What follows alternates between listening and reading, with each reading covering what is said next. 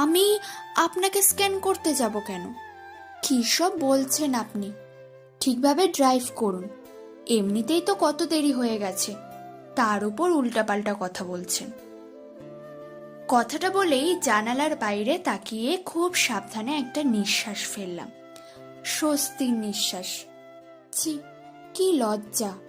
ওনার বলা কথাটা ভেবে মুখ চেপে লাজুক হাসি দিতেই সামনের দিকে তাকিয়েই উনি বলে উঠলেন, লুকিয়ে হাসতে হবে না রোদ পাখি।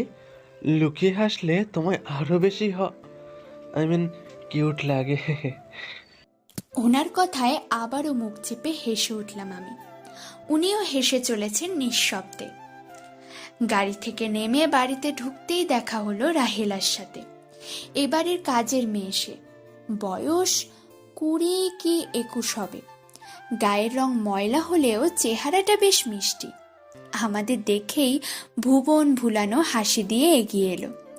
শুভ্রও স্ফীত হেসে রাহেলাকে উদ্দেশ্য করে বলে উঠলেন, বাড়ির সবাই কোথায় রাহেলা? কাউকে দেখছি না তো।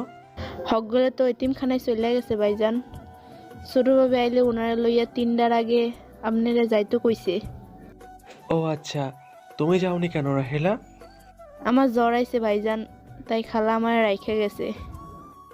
ও, তাহলে কাজ না করে রেস্ট নাও। রোদ, রুমে চলো।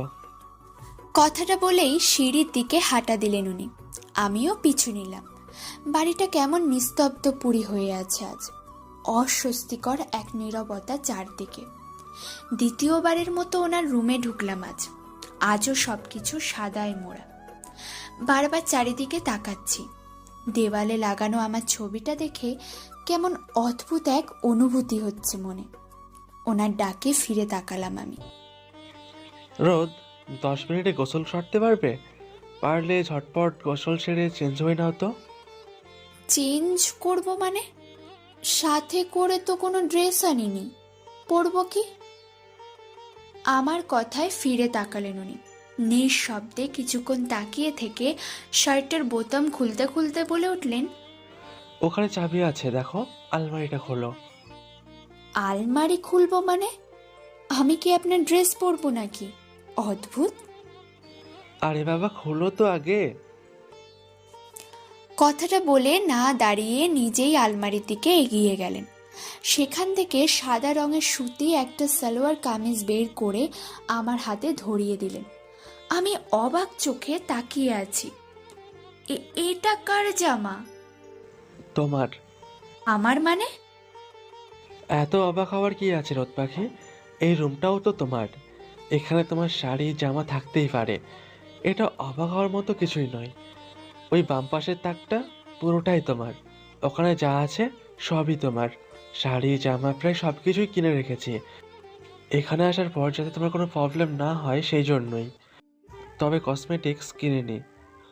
ওসব সম্পর্কে আমার ধারণাটা পুরোটাই শূন্য। তাই এ সমস্ত কেনার দায়িত্ব তোমার। ওনার কথায় অবাক হলাম আমি। আমার ড্রেস কিনে রেখেছেন? এখনই? কিনে রেখেছেন মানে কি? শাড়ি নয় ঠিক আছে, কিন্তু জামা কিভাবে? আমার মাপ? ওটা বৌমনি আর চিত্রের কাছ থেকে শুনে নিয়েছি। এবার দয়া করে ফ্রেশ হয়ে আসো, অনেক লেট হয়ে গেছে। আমি গেস্ট রুমে ওয়াশরুমে যাচ্ছি। আমাকে কিছু বলার সুযোগ না দিয়েই তোয়ালে হাতে বেরিয়ে গেলেন উনি। একটা ছোট্ট নিঃশ্বাস ফেলে আমিও ঢুকে গেলাম ওয়াশরুমে। 15 মিনিটের মাথায় বেরিয়ে এসে চুলগুলো মুছতে মুছতে সামনে তাকাতেই দেখি আয়নার সামনে দাঁড়িয়ে চুল ঠিক করছেন উনি। গায়ে সাদা পাঞ্জাবি। আমায় দেখে মুচকি হেসে হাতা ফোল্ড করতে করতে আমার সামনে দাঁড়িয়ে টাওয়ালটা টেনে নিয়ে চুল মুছতে লেগে গেলেন। ওনার উৎসাহ দেখে মনে হচ্ছে কাজটা বেশ মজার। এত মজার কাজ তিনি হয়তো জীবনে দ্বিতীয়বার করেননি। চুল মুছতে মুছতেই অনুযোগের সুরে বললেন, চুলের পানিতেই তো অর্ধেক জামা ভিজিয়ে ফেলেছো রোদ পাখি। তুমি দেখি এখনো পিচ্ছি। মাঝে মাঝে ভয় হয় বাল্যবিবাহ করে ফেললাম না তো। এই, তোমার বয়স সত্যি 19 তো? ওনার কথায় ভুরু কুঁচকে তাকালাম। উনি হালকা হেসে ড্রয়ার থেকে হায়ার ড্রয়ার এনে আমার পেছনে দাঁড়িয়েই বলে উঠলেন, এই যন্ত্রটা তোমার জন্য নিষিদ্ধ, কখনো ইউজ করবে না এটা। ভেজা চুলে অসম্ভব সুন্দর লাগে তোমায়, বাট শুধু আজকের জন্য এটা অ্যালাউড। ওখানে কত কত লোক থাকবে, আমি চাই না ওরা তোমায় এইভাবে দেখুক। আচ্ছা, আমার কি শাড়ি পরা উচিত ছিল না? বাড়ির বউদের তো শাড়ি পরা উচিত। এভাবে সালোয়ার কামিজে? না, এই গরমে শাড়ি পরার কোনো দরকার নেই। বাড়ির বউ হলেই সবসময় যে সংসারে থাকতে হবে তা কিন্তু নয়। গরমে ফাপড়ে মরবে। তাছাড়া শাড়ি পরলেও তোমার শাড়ি সরে যায়। বাসায় ছাড়া আর কোথাও শাড়ি পরার দরকার নেই। সামলাতে তো পারোই না, পারলে তো তোমাকে প্যাকেটে করে নিয়ে যেতাম। আবার শাড়ি? চুল শুকানো শেষে চুলগুলো আঁচড়ে দিয়ে মাথায় ঘোমটা দিয়ে দিলেন উনি। আয়নার ভেতর দিয়ে আমার দিকে তাকিয়ে মুচকি হেসে বললেন, পারফেক্ট। টেবিল থেকে ওয়ালেটটা নিয়ে কিছু টাকা ধরিয়ে দিলেন আমার হাতে। আমি অবাক চোখে তাকিয়ে আছি। উনি আমায় টাকা দিচ্ছেন কেন? আমায় কি একা যেতে হবে নাকি? নাকি এটা কোনো নিয়ম? এমন তো কখনো শুনিনি। হাজারো প্রশ্নের ইতি টেনে বিস্মিত গলায় প্রশ্ন করলাম, টাকা কেন? তবুও এতগুলো? এতিমখানার বাচ্চাদের দিতে হবে বুঝি? না, ওগুলো তোমার, তুমি রাখো, কাউকে দিতে হবে না। আমার মানে? এত টাকা দিয়ে কি করব আমি? আর হঠাৎ টাকা দিচ্ছেন কেন আমায়? আরে বাবা, এত প্রশ্ন কেন করো বলো তো? বিয়ের পর থেকে স্ত্রীর ভরণ পোষণের দায়িত্ব স্বামীর। এই কয়েক মাস নিজে রোজগার করতাম না, তাই দিইনি, বাট এখন করি। সো ওটা রাখো, তোমার হাত খরচ। পাগল হয়েছেন আপনি? আমি তো বাসা থেকেই বের হই না তেমন। ভার্সিটি টু বাসা অ্যান্ড বাসা টু ভার্সিটি, এটাই আমার গন্তব্য। নিয়ম করে মান্থলি শপিংয়েও যাওয়া হয় না। ভার্সিটি যাওয়া আসার ভাড়া অলওয়েজ বাবাই দেয়। ওটা পাবো, টাকার প্রয়োজনই হয় না আমার। আর আপনি আমার হাতে 10,000 টাকা ধরিয়ে দিচ্ছেন। কি করব আমি টাকা দিয়ে? যা ইচ্ছে করো, তোমার টাকা তুমি বুঝবে। আর 10,000 টাকা খুব বড় একটা অ্যামাউন্ট নয় রোদ পাখি, আমার হিসাবে খুব অল্প। সো এত রিয়াক্ট করার কিছু নেই। কিন্তু কোনো কিন্তু নয়, আমার দায়িত্ব আমি পালন করছি। না লাগলে জমিয়ে রাখো বা দান করে দাও, সেটা সম্পূর্ণ তোমার ব্যাপার।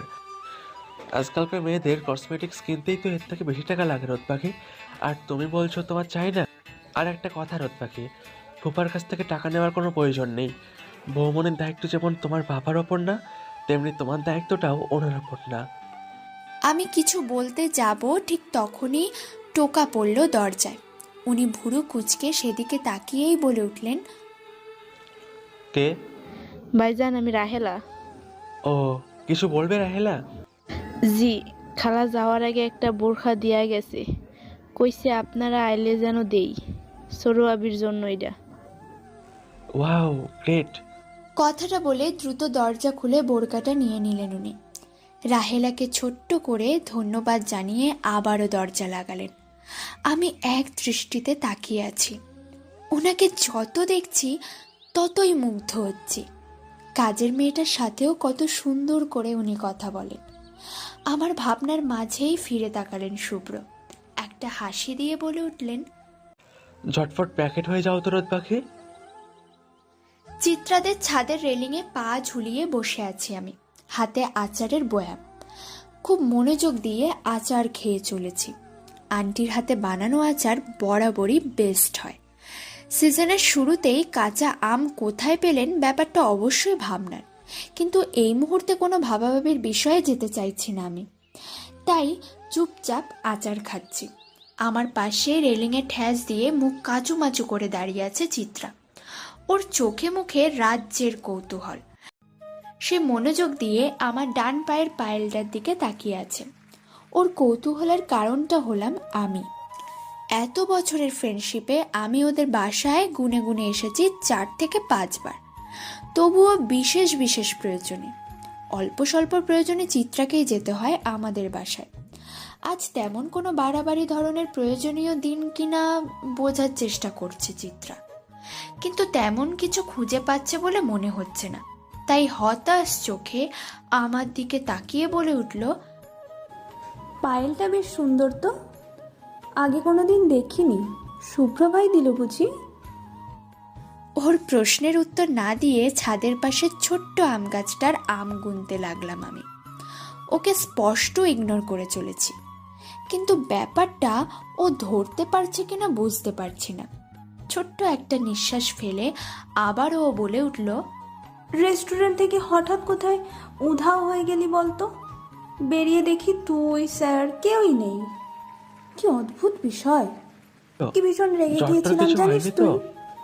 কতবার এই, তুমি ফোন ঠিক আছো? দিয়েছি। এবারও চুপ ধরলি করে জ্বরটার নিলাম কিছু আমি। হয়নি তো?